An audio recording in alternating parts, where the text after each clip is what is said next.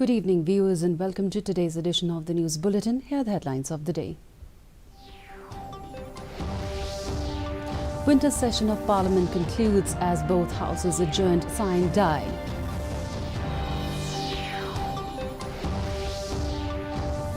Union Health Minister Dr. Mansukh Mandavia holds virtual meeting with state health ministers on COVID-19 situation today.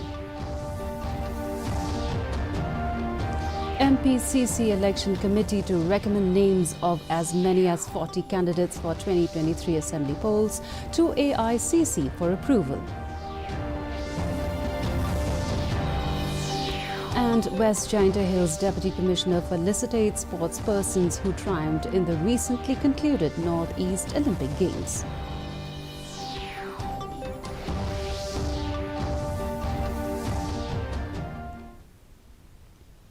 Both the Houses of Parliament were adjourned today sine die, 6 days ahead of their schedule of the winter session.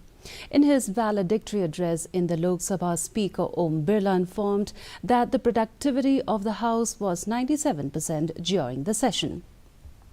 He said that a total of 13 sittings took place in which 7 bills were passed, while 9 bills were introduced in the House.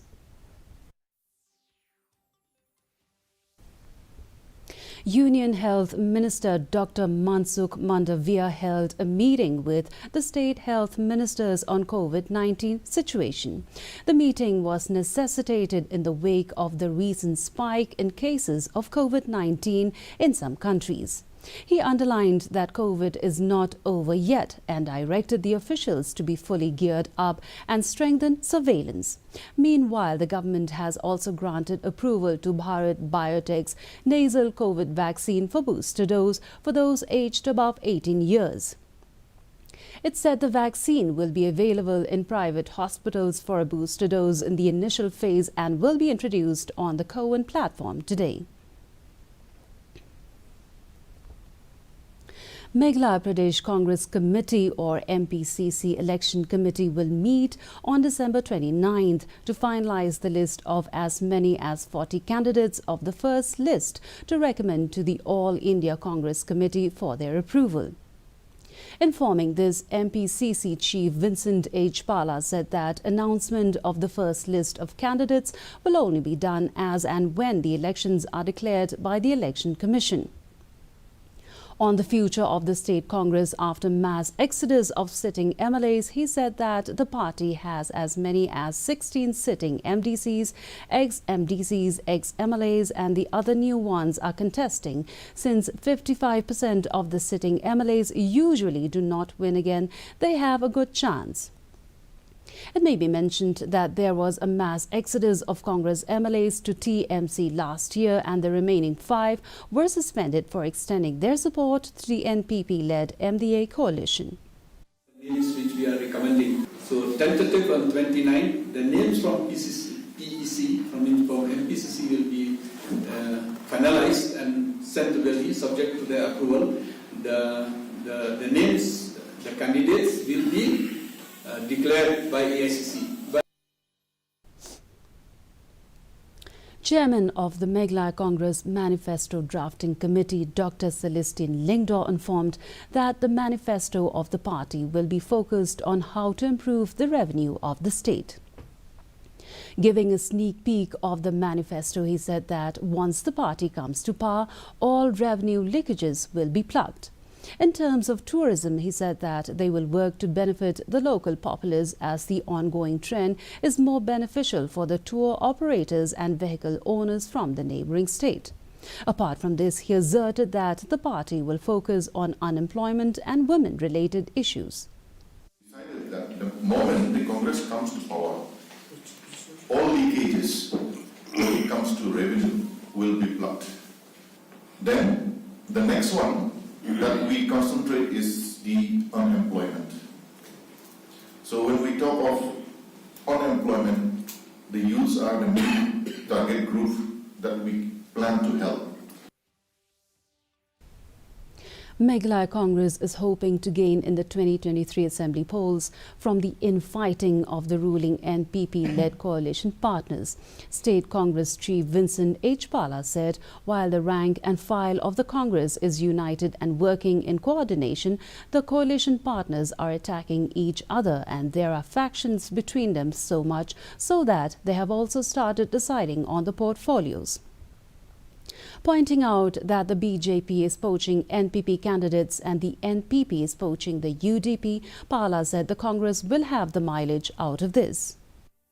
NPP, there will be lots of infighting inside, so the infighting will become more and more towards the election. On that ground also Congress will have a mileage where we are working unitedly within the party to fight against the other parties. The Deputy Commissioner of West Jaintia Hills, B.S. Solya, in collaboration with the District Sports Office, felicitated 18 sportspersons and 3 coaches from the district for performing well in the recently concluded North-East Olympic Games. A total of 4 gold, 10 silver and 8 bronze was won by the sportsperson of the district in various disciplines. Athletics 6, badminton 2, boxing 2, football 4, karate, taekwondo, wrestling and golf 1 each. Joai MLA Wailat Miki Shila encouraged the sportsperson to keep up the good work.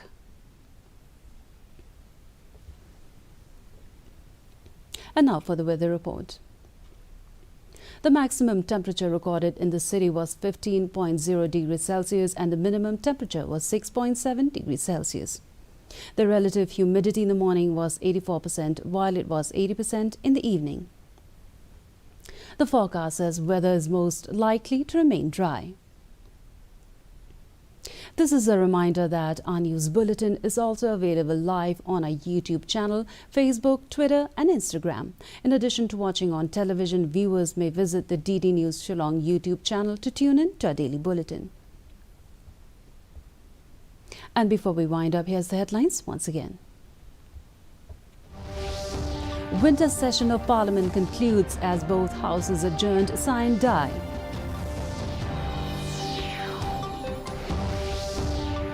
Union Health Minister Dr. Mansukh Mandavia holds virtual meeting with state health ministers on COVID-19 situation today.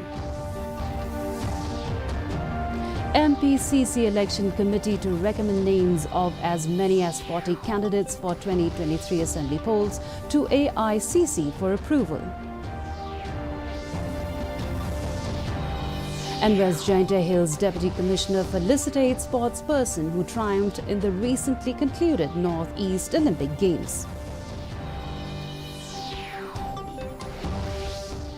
And with that, viewers, we've come to the end of today's edition of the News Bulletin. Do join us back tomorrow at the same time. Good night.